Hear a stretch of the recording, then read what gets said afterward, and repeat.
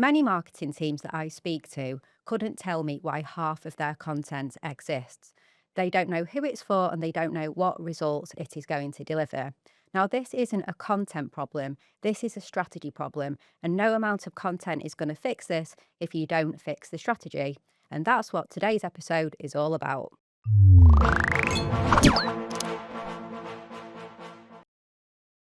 Hello and welcome to the Content 10x podcast. I'm your host, Amy Woods, and I'm really pleased that you're joining me for today's episode. Now, let me ask you a question. What's the difference between a content team that is driving business results versus a team that's just creating lots and lots of content? One answer, and that is strategy. And over the next 7 episodes on the Content 10x podcast, we're embarking upon a mini series all about content strategy. The reason we've decided to focus on this is because we're finding that content teams don't have a problem with creating a volume of content these days. There's so many tools and platforms in AI to help you create content at scale. But creating lots of content without there being true business value is not what you need to be doing. And you need to have a strategy in place to drive business results and know who you are creating content for and why. So, this is going to be a 7-part podcast series. In this episode, we'll look at the fundamentals of content strategy. And then we're going to look at things like competitor analysis, audience analysis. We're going to look at messaging and positioning. And also, we'll look at, of course, one of my favorite topics, content repurposing and distribution. And we'll cover the results as well, so measurement and KPIs. So by the end of this series, we're really hoping to help you get a really good grasp of who you are creating content for, why you are creating it, where you should be putting that content, and how to measure that it aligns with business results. Now, even if you do know a lot about content strategy, I still think this series is going to be really, really useful for you because it's a good opportunity to revisit some of the fundamentals of content strategy. And that's what today's episode is all about. So we're going to be looking at those fundamentals of what a content strategy is. So if you have a moment before jumping into the episode, I want to tell you about our B2B content operations benchmark. It is a free self-assessment that you can take. It'll be under 4 minutes of your time, so perhaps consider pressing pause and filling it in now. So there'll be a series of questions all about your content strategy and plan, your tech and your operations, and also your team capability and culture. And from that, you'll get a personalised report. So not generic advice, but a personalised report for you that will provide lots of useful tips and guidance and helpful resources along the way as well. So that's at content10x.com/benchmark. So as I said, maybe hit pause now and go take that. I think you'll find it really, really useful for devising your content strategy. Okay, so back to the main topic. So it might sound really simple, but let's just look at the difference between a strategy and a plan. So a strategy is all about longer term thinking. It's a bit more high level than a plan, and it's all about the why. And then a plan is what brings your strategy to life. So that's how you're going to implement the strategy. This is more about the who and the how and the where. So when it comes to a content strategy, this is going to be the detail in terms of the types of content and the platforms and the cadence and the timelines and the actions.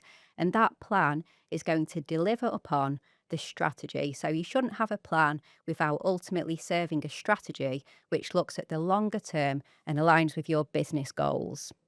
If you don't have a strategy, but you're doing lots of planning and creating lots of content, that you might end up committing the crime that we call at Content 10x of random acts of content. Now, often your random acts of content might actually be successful. You might have winners within that. But if it's not underpinned by a strategy, it can be hard to analyze and test and understand those results and why. And it may not be that they always link directly to business results as well.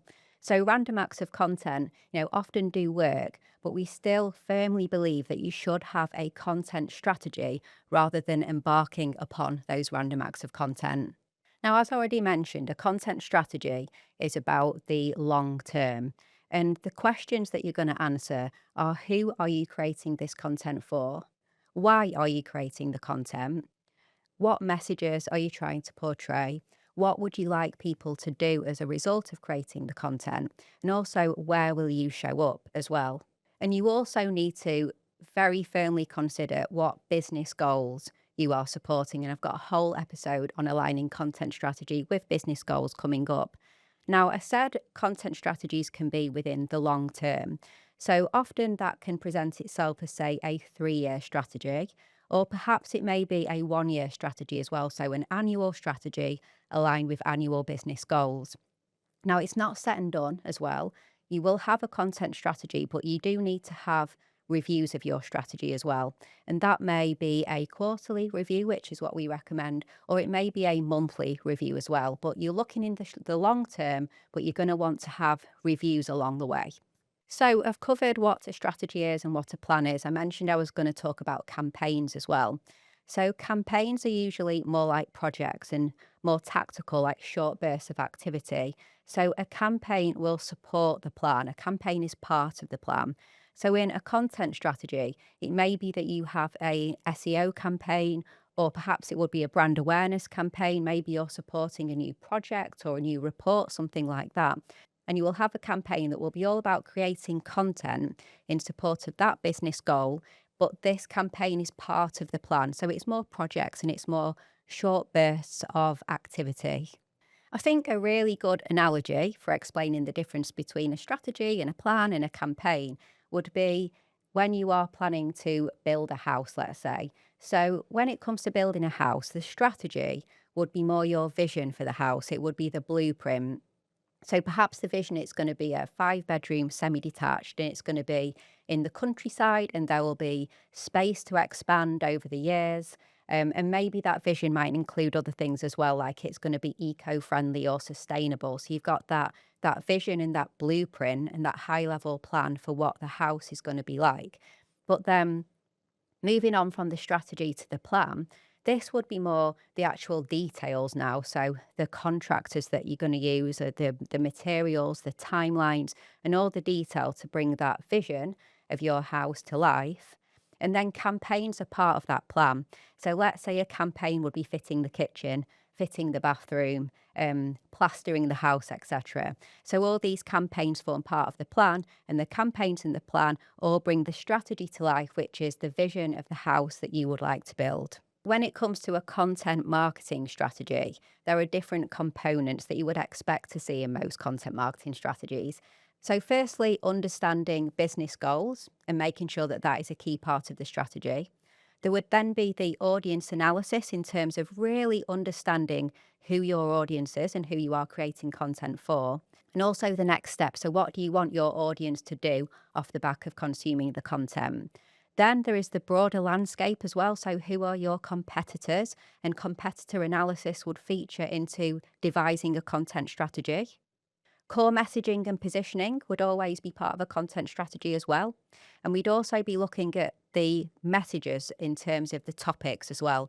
So the content pillars.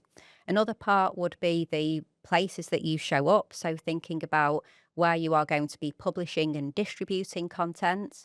And then we'll never forget the fact that distribution and repurposing would be part of that strategy as well. So something that I could talk about forever. But for me, I think content repurposing firmly needs to be embedded as part of any B2B content strategy.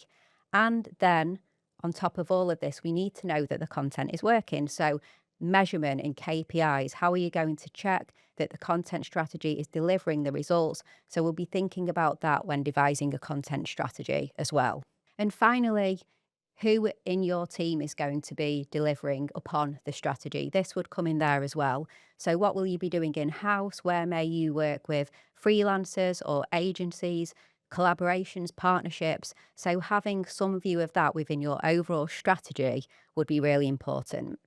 And for everything that I just went through for the components of a content strategy, we're going to be covering all of that in the future episodes of this 7-part mini-series on the Content 10X podcast. Now, I've mentioned already that random acts of content is sometimes what happens when you don't have a strategy in place.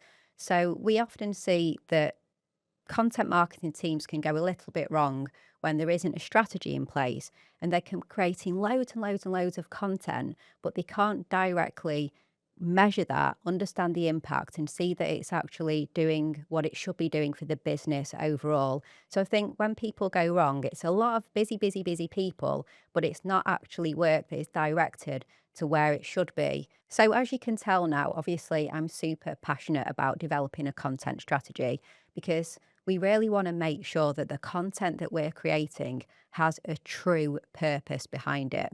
As I mentioned with the random acts of content, we don't want to be random. We want to be consistent. We want to be purposeful. And again, I've said it before, but we need to make sure that our content strategy and therefore the content that we create ultimately serves the business and aligns with business goals.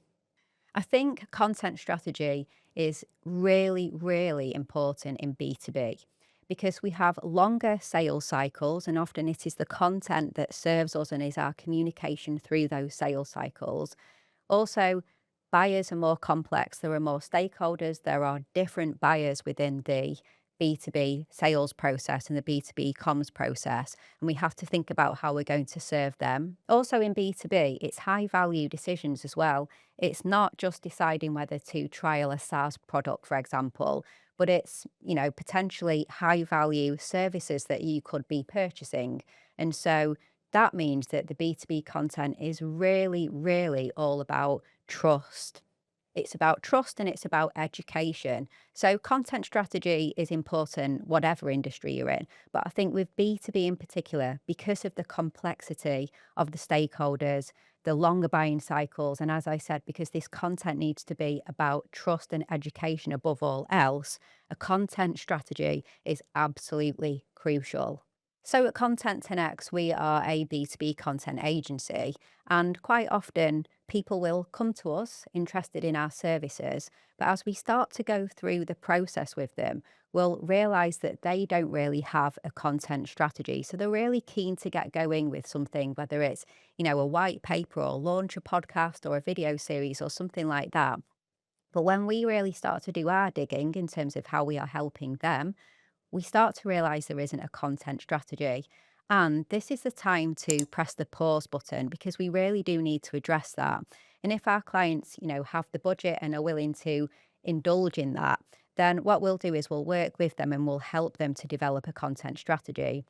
So, for example, for a large tech client that we've been working with recently, they had launched a new product and they were developing content to support this product campaign, as we talked about earlier. An example of a campaign can be supporting something like a product. So, they were very quick to want to go ahead with a whole bunch of content. But when we actually just pressed the pause button and did a strategic review, we found that there was a lot to uncover with who their audience were. They thought that they had one key audience, but actually, working together, we discovered that there were three very discrete audiences for this product. And that meant that there was different messaging and positioning for those three different audiences as well. So that's just one thing that we uncovered when devising the content strategy. We also discovered a lot about types of content that resonated with their audience and so on. But my point here, without going into too much detail on that, is the content strategy was everything because then everything we did thereon after with this content strategy that was over all of the activity that we were working on actually truly helped them to get the business results from this campaign that they were working on because we understood the purpose behind every piece of content to support the product. So, how do you use a content strategy to guide your day to day decisions? I think it's as simple as every time you are making decisions on the types of content that you're going to create and campaigns, etc., just ask yourself, does this support the content strategy? If you have a content strategy in place, you just always need to ask yourself, is this in support of the strategy? Or is it not? Is it something that we're keen to do, but actually we can't really say where it fits into the strategy? And if the answer is no, it doesn't fit into the strategy, then don't proceed on because the strategy is there for a reason. So the next big question would be, how do you get stakeholder buy-in for the content strategy? And I think this is all about involving everybody at that point at which you are creating the strategy. So this isn't something that you do behind closed doors as a marketing team. You need to involve everybody and take them on the journey and agree with the content strategy that is going to align with the business goals.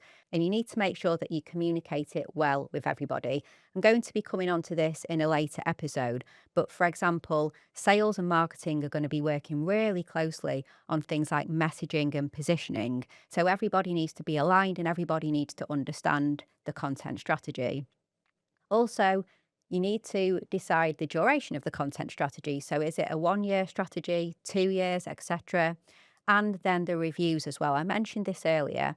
Now, your content strategy review may vary a little bit depending on what part of the strategy that you are going to be reviewing. For example, if it's around SEO and blog posts and things like that, a quarterly review will likely suffice in terms of where you are with the strategy and your results and KPIs. But if it's, for example, social and the social platforms, you may keep a keener eye on that because things move faster. So in that case, that may be a monthly review. It's important that you agree with stakeholders and communicate the content strategy and what it's going to deliver, but then do communicate what the review cycles will look like as well. So everybody can be on the same page and understand when things might change and mix up a bit as the plan changes to support the strategy. Okay, so that's everything that I wanted to cover in this episode when it comes to the fundamentals of a content strategy and the key components of a strategy. I've mentioned it many times in this episode, but in the next one, we're going to be looking at how you align your content strategy with business goals. So, the different types of business goals and the different types of content strategy that will align with those business goals. So, that's going to be the next episode in this series. So before we finish up, just to mention, I said it earlier, but I'll say it again. We have our B2B content operations benchmark. It's a free self-assessment. It shouldn't take any more than 4 minutes. So perhaps go ahead and do it right now. Go to content10x.com/benchmark.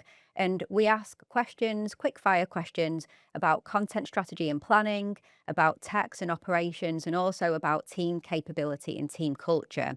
And then from that, you get a personalized report and it's got specific actions and resource recommendations and everything that you need in terms of the results and things that can help you to improve upon where you stand with the benchmark. So head to content10x.com/benchmark if you want to give that a try. And again, it's completely free.